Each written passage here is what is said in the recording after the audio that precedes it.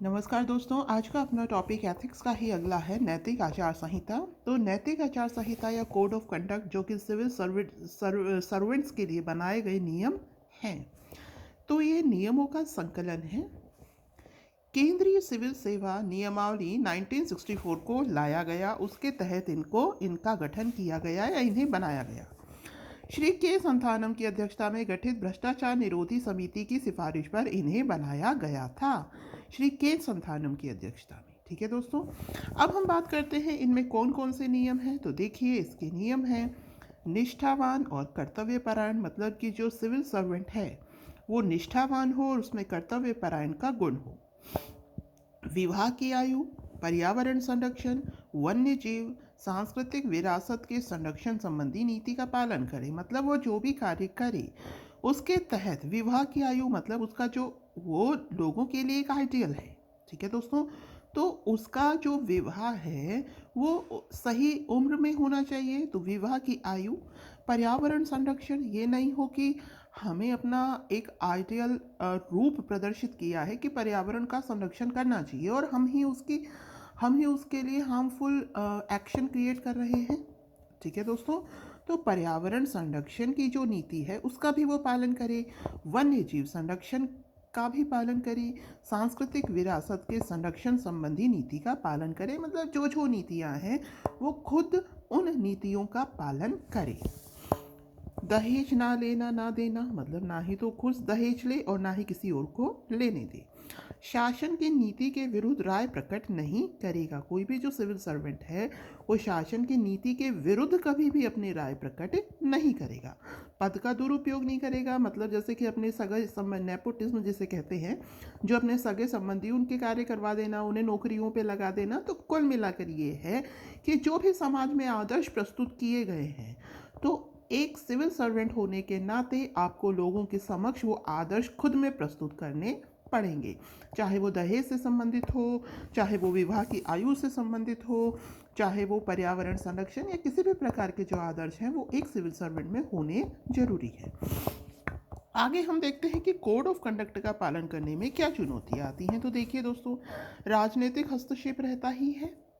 मान लीजिए जो लोकल आपके एमएलए हैं, जो एमपी हैं, उनका अगर आप कोई काम नहीं करेंगे तो आपका ट्रांसफ़र होने का खतरा रहेगा ही। तो राजनीतिक हस्तक्षेप है ही।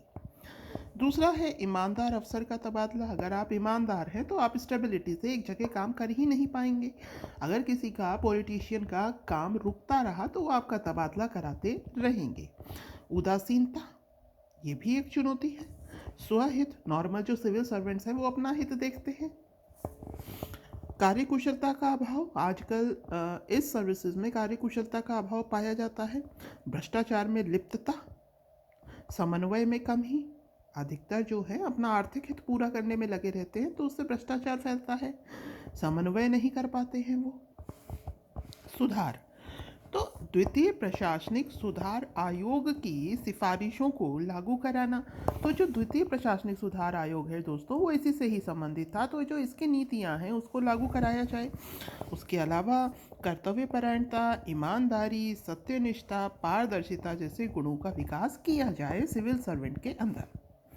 इसके अलावा प्रशासक को सिविल सेवक शब्द का सार समझाया जाए। तो कुल मिलाकर जो नैतिक आचार संहिता है, जिसको कि 1964 को लागू किया गया, जो कि के संथानम समिति की अध्यक्षता में गठित भ्रष्टाचार निरोधी समिति की सिफारिश पर बनाई गई, ये सिविल सर्वेंट्स के लिए एक नियमावली जारी करती है कि उनको क्या क्या कृत्य करने चाहिए और क्या क्या नहीं करने चाहिए। इसी में ही आगे है दोस्तों सामाजिक न्याय, ये भी हम इसी में ही कर लेते हैं। तो देखिए, सामाजिक न्याय क्या है? समाज के विकास तथा समाज के वंचित वर्ग को मुख्य धारा में लाने से संबंधित है। मतलब कि जो समाज का वंचित वर्ग है, जैसे कि आप उसको माइनॉरिटी कह सकते हैं, जनजातीय कह सकते हैं, महिलाएं कह सकते हैं, वृद्धजन कह सकते हैं, निशक्त जन कह सकते हैं, मतलब कि जो नॉर्मल नहीं है। ठीक है, तो उनको, जो वंचित वर्ग है, उनको मुख्य धारा में लाना ही क्या कहलाता है दोस्तों? सामाजिक न्याय कहलाता है। जो सामान्य लोगों को जो सुविधाएं प्राप्त हो रही हैं वही सुविधाएं उन्हें भी मिलना क्या कहलाता है? सामाजिक न्याय कहलाता है। समाज में व्यक्तियों में समानता स्थापित करना। तो ये किससे संबंधित है दोस्तों? समाज में व्यक्तियों में समानता स्थापित करने से व्यक्तियों को वह सुविधाएं उपलब्ध करवाई जाती हैं जो उनके सर्वांगीण विकास, जैसे कि सामाजिक विकास है, आर्थिक विकास है, उनके लिए आवश्यक हो। तो इसमें जो व्यक्ति है उनको वो सभी बेसिक नीड फुलफिल करी जाती है, वो सभी सुविधाएं प्रदान की जाती है जिससे कि उनका सामाजिक और आर्थिक विकास हो। इसके अंतर्गत व्यक्तियों के व्यक्तिगत तथा सामाजिक हितों के मध्य सामंजस्य स्थापित किया जाता है। मतलब एक तो व्यक्ति के व्यक्तिगत हित हैं दोस्तों, एक उसके समाज के रिगार्डिंग हित है।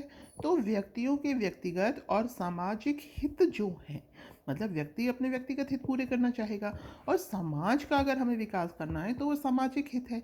तो उनके मध्य क्या होना चाहिए? कोऑर्डिनेशन होना चाहिए, समन्वय होना चाहिए। इसके लिए हमारे संविधान में भी प्रस्तावना की बात करें, मौलिक अधिकारों की बात करें, नीति निर्देशक तत्वों की बात करें, तो उसमें भी सामाजिक न्याय स्थापित करने का प्रावधान किया गया है।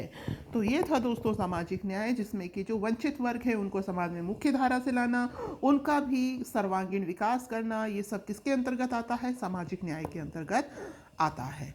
तो ये हमने आज 2 टॉपिक कर लिए हैं, उम्मीद है आपको समझ में आया होगा। तो thank you, have a nice day.